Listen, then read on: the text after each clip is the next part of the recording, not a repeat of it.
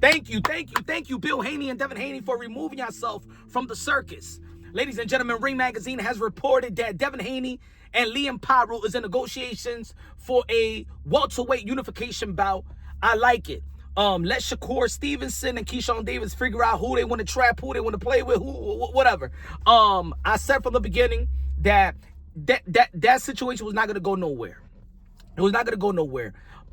Again, Shakur Stevenson, great fighter, pound for pound fighter, full division world champion, 2 division lineal champion. Keyshawn Davis is projected to be one of the greats of this era. But yet, like I said before, I know he don't want to listen to it. I know that Shakur Stevenson don't want to listen to the same old thing. But yo, Keyshawn Davis, and I think this is more to Keyshawn Davis because Shakur Stevenson already has a legitimate legacy. Keyshawn Davis, if you want to be great, if your pursuit of greatness has no limit, you know you got to go through Shakur Stevenson. You got to put that friendship to the side, just like every other fighter in the history of the sport of boxing. There's a lot of friends in the sport of boxing historically, and they still fought. Let's not forget that Joe Frazier even lent Muhammad Ali $3 million when he got suspended, and look, they had a trilogy. You feel me? That was cool. Larry Holmes and Muhammad Ali was best friends. Guess what? They fought. You understand what I'm trying to say? So it happens in the sport of boxing. Look, Rolly Romero and Teofimo Lopez are going to be fighting August 22nd. It happens. Friends could fight. You feel me? But anyway, good that Devin Haney decided to have another meaningful fight. You know what I'm saying? And we all know that. Shout out to Jay Prince. He's been a good man, a good manager for the most part of his boxing career. But you couldn't trap Devin Haney with a two barrel shotguns, like you said. You couldn't trap him because Devin Haney cannot be trapped. He's a champion. He got a legacy. He's young. He brings legacy and money to the table. You can't trap fighters like that. You feel me? They're always gonna have some type of options. Now it's gonna be some option that's greater than the other, but he's always gonna have some options. You in the welterweight division is a stacked division, and there's a lot of money in there now. You know what I'm saying? It's becoming almost like the 154-pound division, or it's becoming how 147 used to be with the Thurmans and the Spence and the Bud and the Manny Pacquiao's. You know what I'm saying? This is a good fight. Teofimo Lopez had a recent interview and stated that he will fight Devin Haney for a unification bout. He will leave it to later for undisputed. We already know that Ryan Garcia going to be fighting Conor Benn. I believe that Ryan Garcia is going to beat Conor Benn. Well, I don't know about that one. Let me hold my, you know what I'm saying? Because Conor Benn, I feel like Ryan Garcia is better technically wise, but that could be a 50-50 fight. It could go either way. He brings money as well. Not so much of legacy, but this is going to be his opportunity. But, of course, we want these guys to mix it up, the names that we've been calling for a long time. We're already seeing Devin Haney versus Ryan Garcia. I would like to see a Ryan Garcia versus Teo versus Haney. You know what I'm saying? If Shakur Stevenson does not want to come up to the 147-pound division and campaign and dare to be great and enhance his greatness, in which I believe that if Shakur Stevenson even goes to the 147, arguably in the bookies, he will probably be the favorite. You feel me? But he doesn't want to take risks. You know what I noticed, ladies and gentlemen, that I understand the Debo nickname that Bill Haney, prestige manager, trainer, father, has given his son. The problem with these guys negotiating or heading to negotiation with Devin Haney is that these guys are negotiating in no faith of them winning. That's the reason why I believe that Keyshawn Davis wanted $5 million and stuff like that. And look, I'm not one of these fans, one of these pundits that be like, yo, he don't deserve this, he don't deserve that. Because in the sport of boxing, the market value is whatever that investor want to pay to see a fight or want to pay you. It is what it is. There's no such thing. And I said this in my live yesterday. People want to be like, oh, this is the market value. This is the market value. Let's not forget, Devin Haney and Sando Martin won a purse bid. Top rank bid at $2.4 million, right?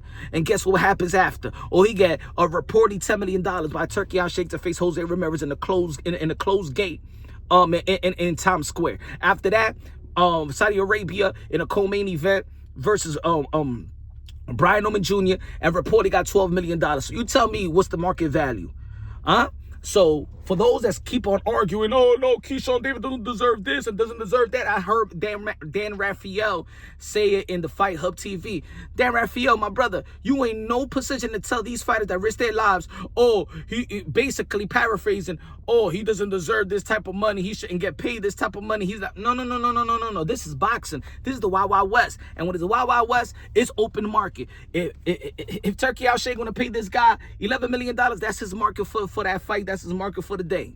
You feel me? So in the end of the day,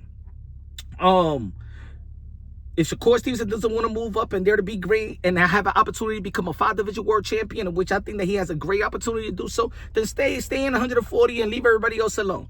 You know what I'm saying? But Devin Haney versus Liam Paro, of course, I got Devin Haney winning Liam Paro. Shout out to Liam Paro. He did beat Subriel Matias when everybody looked at Subriel Matias like this boogeyman. I never looked at him that way, but people did like the aura. People did like the expectations of Subriel Matias.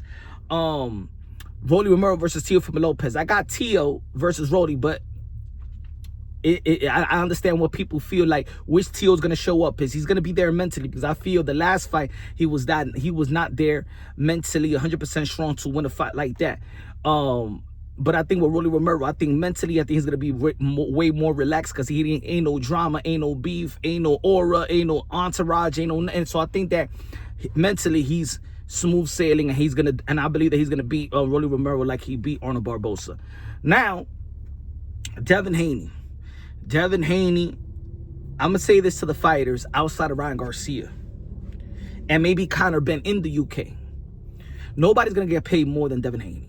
If you're gonna go to a negotiation seeking, Devin right now is gonna be the ace.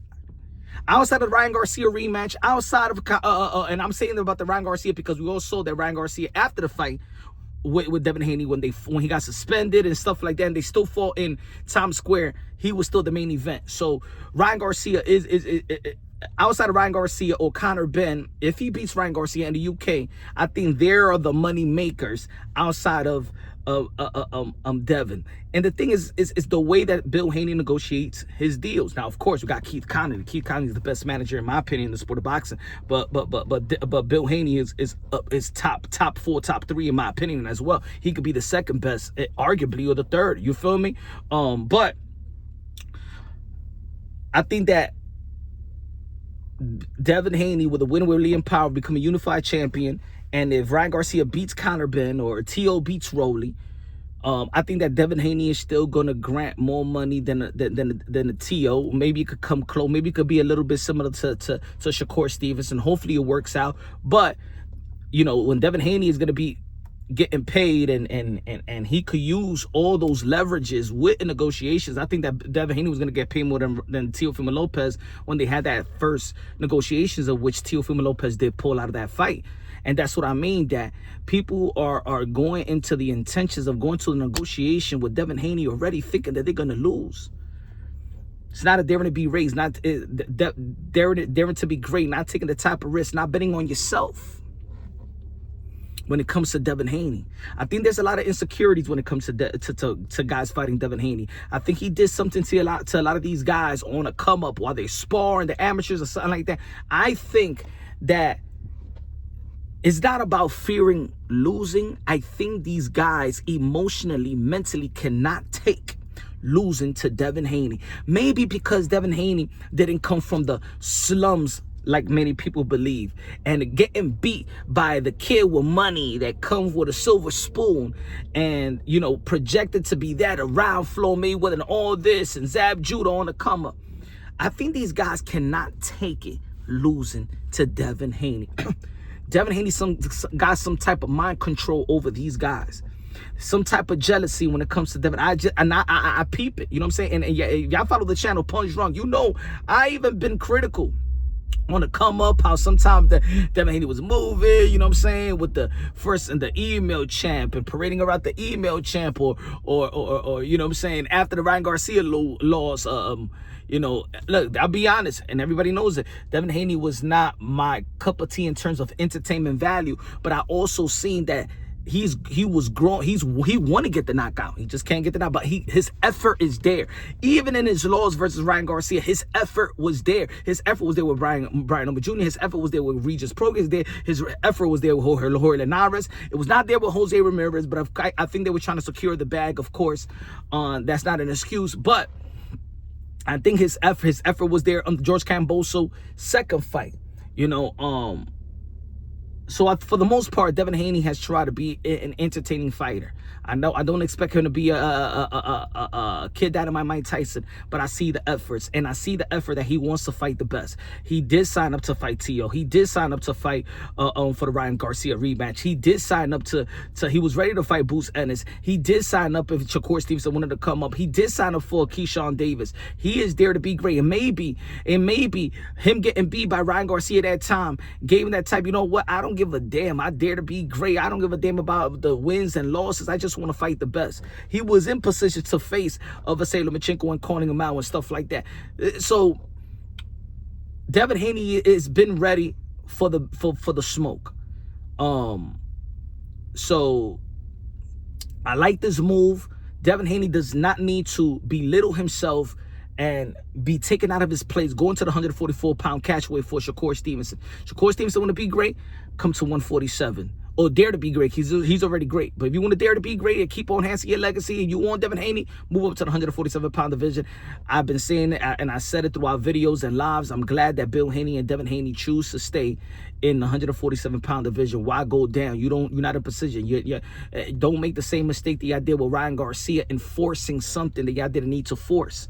Y'all didn't need to force Ryan Garcia after he was unprofessional in the weigh-in, right? You had Arnold Barbosa, who was in mandatory precision and was an undefeated fighter, and that fight would have gave you enough credibility that it would have never been your fault with Ryan Garcia. So, not fighting Ryan Garcia. So Devin Haney and Bill Haney, I think, learned from their mistakes, because why give up? You don't need to give up weight. You don't need to give up nothing like that. Let me know what y'all think, man. Subscribe to the channel. Good move. I like the fight. Maybe he's in Australia. We've seen Tim Zoom and Earl Spin. Shout out to the Australians. They're willing to fight anybody, any place, anytime. I like this fight. I like this move. I like this momentum. Let me know what y'all think in the welterweight division. Who is going to come out with who is eventually going to have the crown? Who will be the undisputed welterweight champion of the world? Is it going to be Devin? Is it going to be Teofimo Lopez, the takeover, my guy? Is it going to be Ryan Garcia? Is it going to be Conor Benn? Let me know what y'all think. Subscribe to the channel. Smash the like button. Love you. God bless. And on to the next.